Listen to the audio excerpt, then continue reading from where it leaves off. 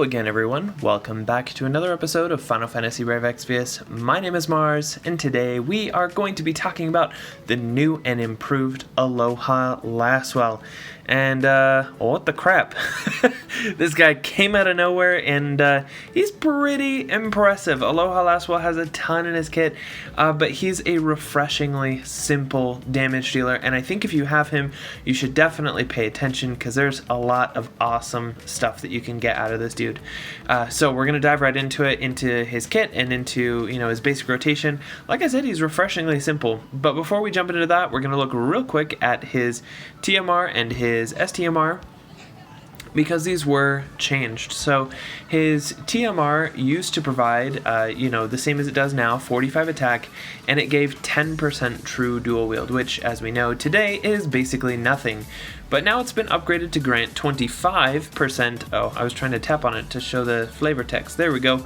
It gives additional true dual wield. It gives 25% instead of 15, or instead of 10, and it gives a 25% chance to evade damage, which is really awesome. It makes it a good replacement for Ring of the Lucii without having to give up too much attack if you're doing it on a damage dealer.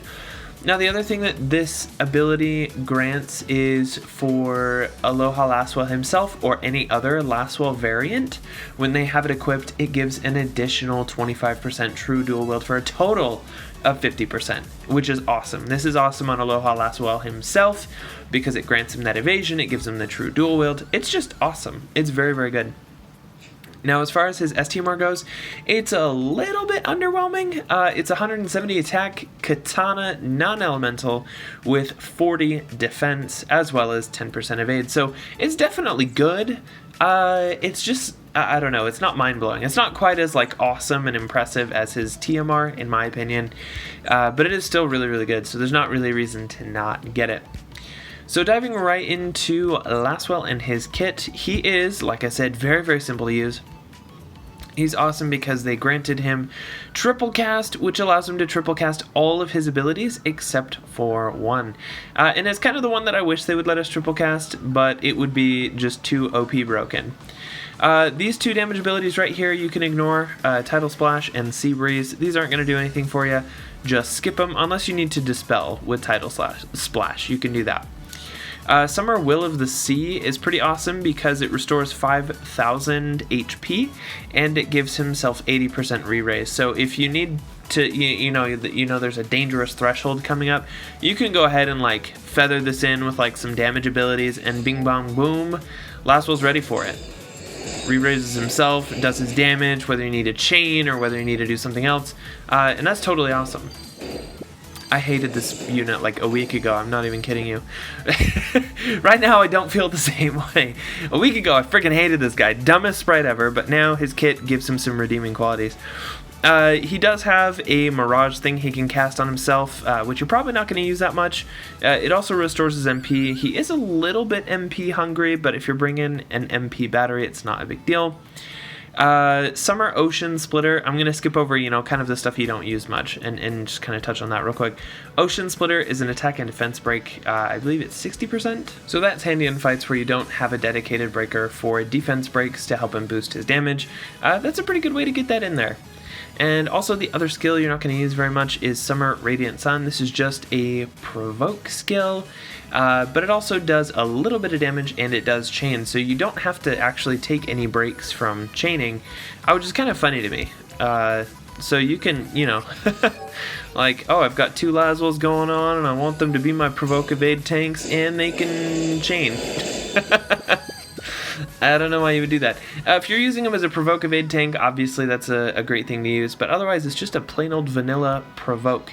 Speaking of provokes, his Limit Burst is an improved provoke, which is really, really nice. What it does now is it does some damage to all enemies, it does chain up, and it's a 100% provoke with 40% damage mitigation, so it's a pretty standard par for the course provoke with mitigation. With a really amusing animation. I don't know if I've ever seen that before. So that's all well and good. Once again, something that I personally don't see myself using a lot, because here we go into the fun stuff. As far as his damage rotation goes, and that's what we're going to focus on right now, it's really, really simple. It focuses in on Enriched Mind, which just buffs his attack in addition to, damaging all enemies, and using either his wind or his water skill, and then using Showdown whenever that's available. So on turn 1 with Lasswell, what you want to do is buff his attack with Enriched Mind, and then pick whichever element you want, and it is self-imbuing, and it imperils by 100%, so this is really, really awesome for setup. He is extremely self-sufficient in that regard. You don't need imbuers, you don't need imperilers. He does it himself to these 2 different elements, which is awesome. And then you use Summer Showdown. This is his strongest chaining ability, and you always want to use it last in your triple cast so that it starts off with a fully capped chain throughout the whole thing. So that's how you get the most damage out of that. So Enriched Mind, we're going to do Wind, and then we're going to do Showdown.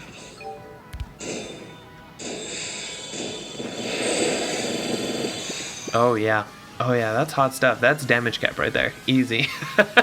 Good heavens, Lasswell. What a savage. Now that's all well and good. When those cooldowns are down, all you do is triple cast the elemental skill of your choice. And like I said, it imbues, it imperils. The imbue and the imperil go out before the damage does. So, no matter what, even if you die and get re-raised, not a problem. You're going to come back and just be able to get right back into your elemental chaining right away. Yeah, oh my goodness. It's just stupid easy. I think that's going to be the biggest appeal for Aloha Lasswell, is that he's just dumb, stupid easy to use.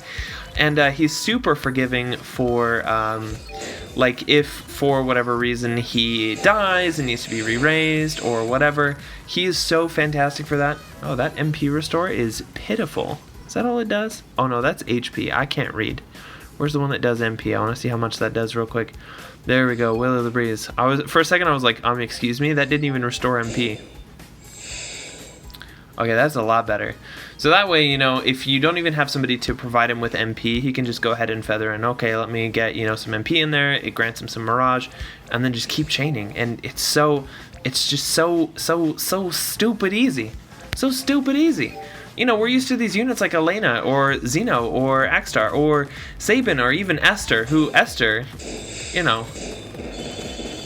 she's pretty simple, but not as simple as Aloha Lasswell. He's dummy stupid easy. He's really, really easy to use. So anyways, that's his damage rotation. Whenever the cooldowns are up, use them to buff your attack using Enriched Mind, and then use Summer Showdown for your increased damage, and always use Showdown last in your triple cast so that you get the most damage possible out of that chain. That's basically it for his damage rotation. We are going to touch real quick as well on 2 of his other abilities that I didn't touch on just yet. The first one, of course, is his Summer Umbrella Guard. This is a cooldown skill that is on a 5-turn cooldown, and it grants AoE physical cover with a reasonable amount of mitigation. It's pretty nice.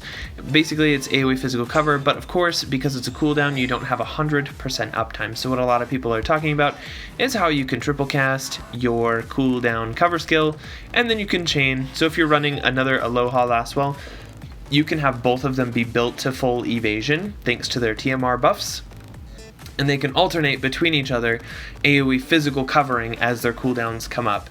Of course, that would require 2 Aloha Lasswells built to be full evade, but that's not really hard at all. If you have a 7-star Aloha Lasswell, you have access to 2 of his TMRs, and that'll give you 70% evade just with those 2 on with his passive. So anyways, that's how a lot of people will be using Aloha Lasswell, I imagine, in the tanking role, is to alternate between 2 of them. Use your triple cast to cast the cover, and then do 2 casts of a damage skill, so that you don't really have downtime on your damage, but you're able to keep those tank skills rolling in. The other skill that I'm the biggest fan of, and it's the only skill you can't triple cast, which kills me a little bit, but if you could triple cast it with re-raise, that would be super broken. But it's basically Gladiolus's Royal Guard skill. You pick a single party member and you cover them for all damage. Every kind of damage, whether it's fixed damage, magic damage, physical damage, you just jump in front of them and take that damage for them. And with Gladiolus, it's really awesome because he's like one of the tankiest people in the game, especially when that cover activates. Lasswell is less tanky, but he can do the same thing where he just jumps in front of, your party member and takes damage on their behalf. That's something that I plan on trying to do more of with some of my future strats and some of my videos. I didn't include it in the Tour of Destruction that, ought to have been published yesterday, but that's okay. You'll probably get to see more of it going forward. I've already done it on the stream a couple of times before he was upgraded, and it was awesome. But yeah, essentially, we're going to go look at some of his builds now, talking about how you can build him to get the most use out of him. So let's go take a look at those. Now the first build we want to take a look at is, his Omega Whale physical DPS build, and this is, obviously this is some of the best equips with some excellent item world rolls available. It's super awesome. He's quite tanky with 600 plus defense. 355 spirit is not great, but it is enough most of the time.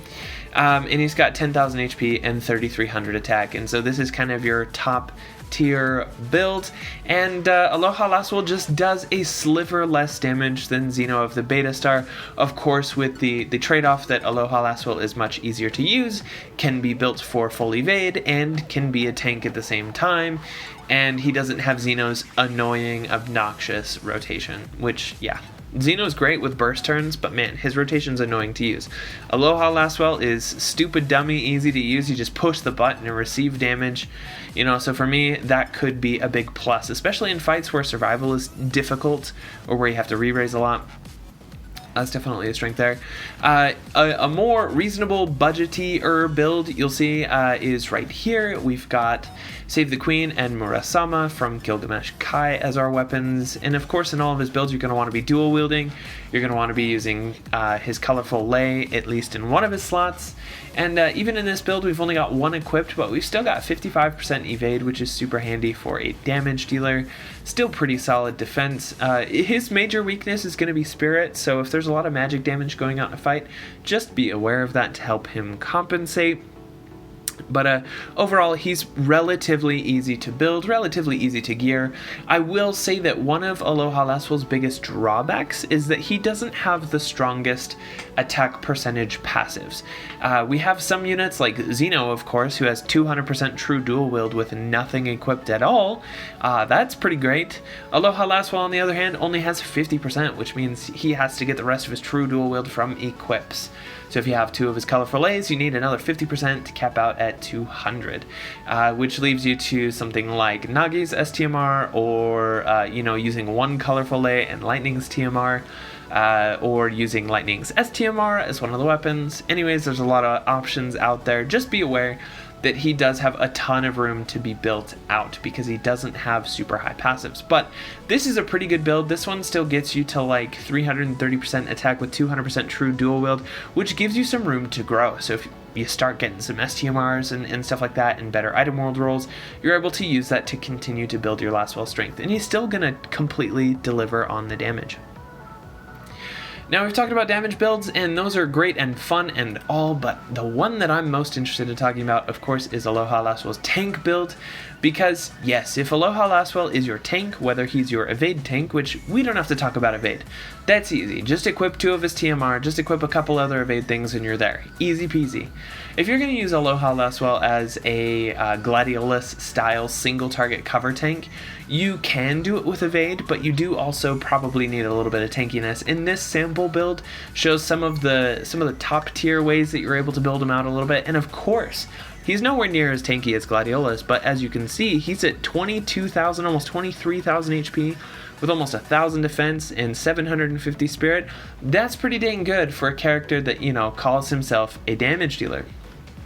Now, he only has 1,000 attack in this build, but what this means is if you're doing a double or triple Gladiolus style strategy for a trial, you can run a pair of Aloha Lasswells as your single target covers, maybe another Gladiolus in there if you want to, run that double, triple, single target cover strat, and use Aloha Lasswell as your support chainer, and then you can roll a finisher in your party instead of a chaining pair. So it's just something to chew on, something to think about. It's something I'm going to be playing more with because, I haven't had enough time to really dive in and try it for myself, but I have been able to run Aloha Lasswell as a Gladiolus style tank against Glacial, and I'm pretty sure if he can do it against Glacial, he can do it against pretty much any fight in the game. So that's definitely an option there. The gear piece that I will point out for it is keep an eye out for the Spiritual Sword, which we did get from a relatively recent event. Combine that with, I think it's Spiritual Defense, and you can get quite a bit of tankiness out of those two pieces alone. So that's something just to keep in mind. It's the sort of build that you'll probably see me rolling with. It's a little silly, but I love it. Now, moving on to whether or not Aloha Lasswell is worth your investment. If you have 0 Aloha Lasswells and you are running a damage dealer that is older than, let's say, Esther, absolutely drop that 10k Lapis to pick up the bundle and get a 7-star Aloha Lasswell.